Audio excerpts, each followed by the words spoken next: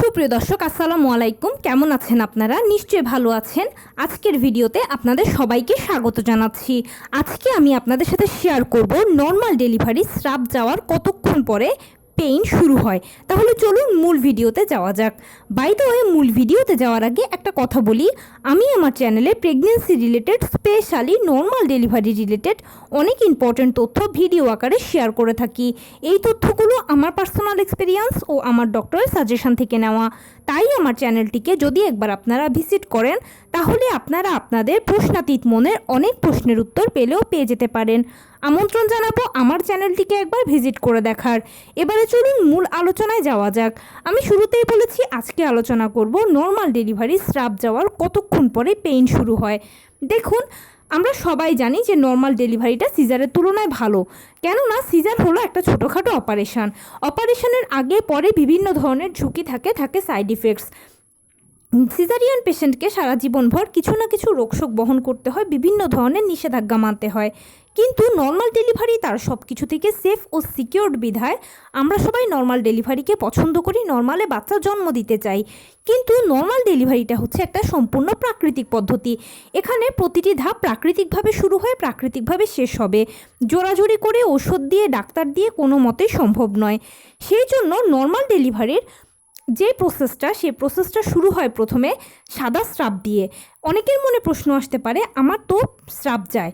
দেখুন, পুরো pregnancy period জুড়েই কিন্তু স্রাব যায়। সে স্রাবগুলো পাতলা, পানির মতো কালার, তার থেকে হয়তো হালকা একটু ভারী এ টাইপের হয়।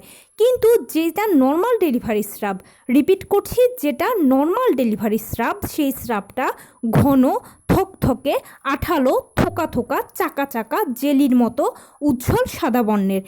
এই স্রাবটা শুধুমাত্র আপনার ডেলিভারির আগেই যাবে।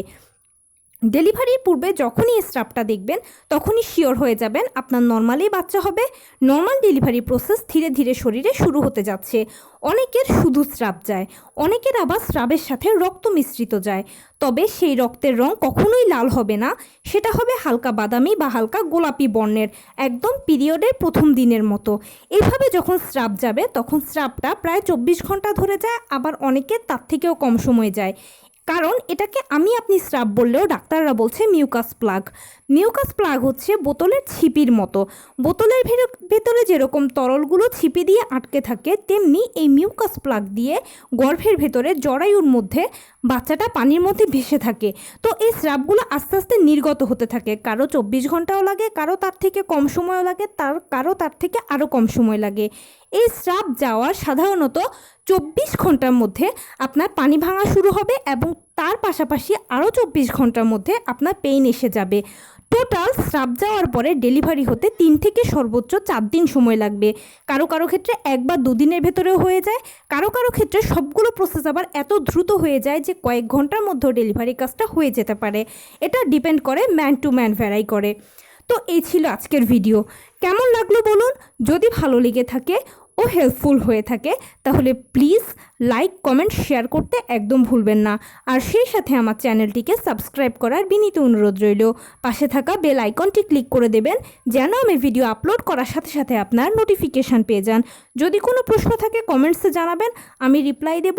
প্লাস যদি কোনো পরামর্শ থাকে যে কোন বিষয়ের উপরে ভিডিও বানালে আপনারা উপকৃত হবেন, সেটাও জানাবেন। আমি আপনাদের পছন্দের সর্বোচ্চ প্রায়োরিটি দেব। ভালো থাকবেন, সুস্থ থাকবেন। আসসালামু আলাইকুম।